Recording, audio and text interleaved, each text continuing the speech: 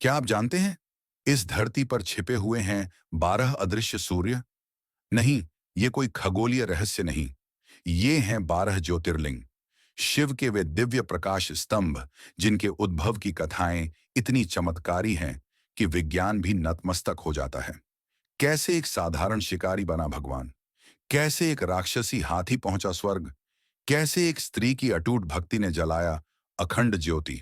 अगर आप सोचते हैं कि ये सिर्फ पुरानी कहानियां हैं, तो तैयार हो जाइए, क्योंकि आज हम उन 12 अद्भुत घटनाओं की गहराई में उतरेंगे जिन्होंने भारत के कोने कोने में स्थापित कर दिए ये पवित्र ज्योतिर्लिंग। ये सिर्फ कथाएं नहीं, ये शिव की असीम शक्ति और भक्ति की अजेय ताकत का जीवंत प्रमाण है। अंत तक बने रहिए, क्योंकि आपका जीवन बदलने वाला है। नमस्कार प्रिय भक्तों और जिज्ञासुओं, शिव भक्ति सागर चैनल में आपका हार्दिक स्वागत है। आज हम यात्रा करेंगे उन 12 पावन स्थलों की जहां स्वयं भगवान शिव प्रकाश के रूप में विराजमान हैं। 12 ज्योतिर्लिंगों की। ये कोई साधारण पत्थर नहीं, बल्कि शिव के अनंत निराकार तेज का साक्षात प्रतीक है। प्रत्येक ज्योतिर्लिंग की स्थापना एक ऐसी अलौकिक घटना से जुड़ी है जो भक्ति, प्रायश्चित, शक्ति और दिव्य कृपा की अद्वितीय मिसाल बन गई। तो आइए विस्तार से जानते हैं हर एक ज्योतिर्लिंग की मन को हिला देने वाली कथा। एक, सोमनाथ ज्योतिर्लिंग, गुजरात। चंद्रमा का उद्धार। सबसे पहले बात करते हैं सोमनाथ ज्योतिर्लिंग की, जो गुजरात के प्रभास क्षेत्र में विराजमान है। यह कथा जुड़ी है चंद्रदेव सोम से। चंद्रदेव ने दक्ष प्रजापति की 27 कन्याओं से विवाह किया, लेकिन उनमें से सिर्फ रोहिणी से अत्यधिक प्रेम करने लगे। अन्य पत्नियां उपेक्षित होकर अपने पिता दक्ष के पास पहुंची।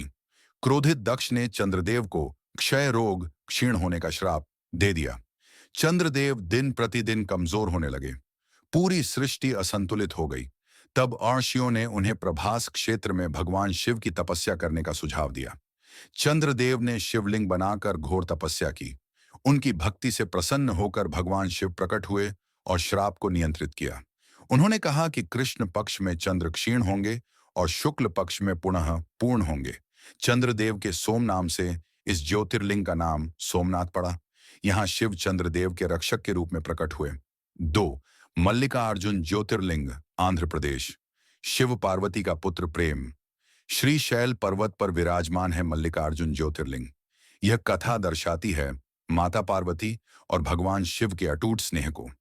कहा जाता है भगवान गणेश और भगवान कार्तिकेय मृगण के विवाह को लेकर माता पार्वती चिंतित थीं।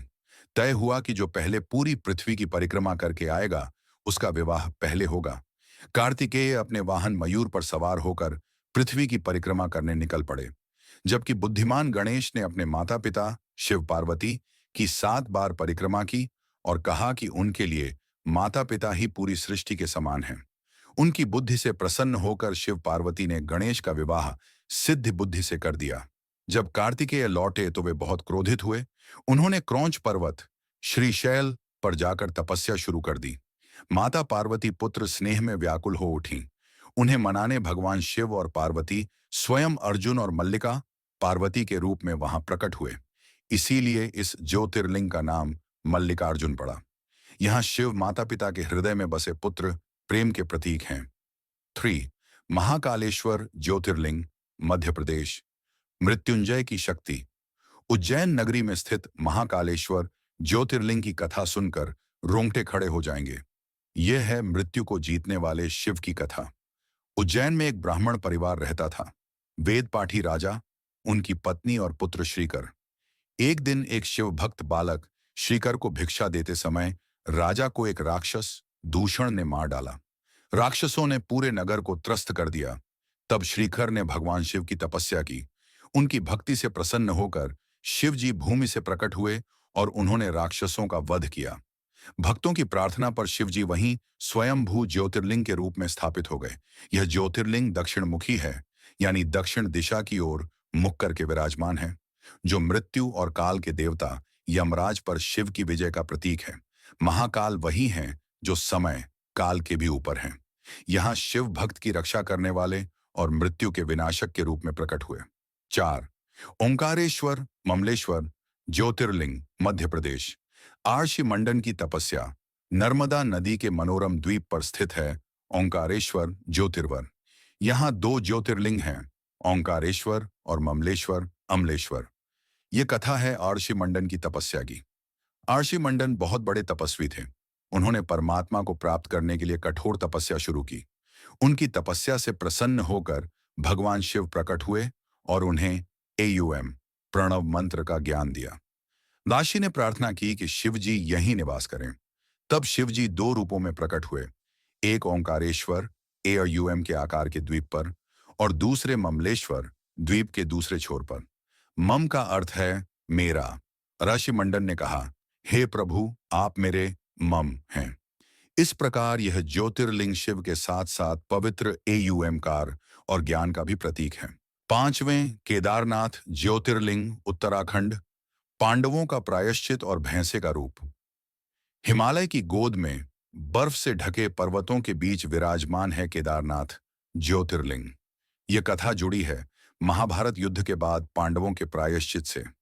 युद्ध में अपने ही कुटुंबियों की हत्या के पाप से मुक्ति पाने के लिए पांडव भगवान शिव का आशीर्वाद चाहते थे, पर शिव उनसे नाराज थे।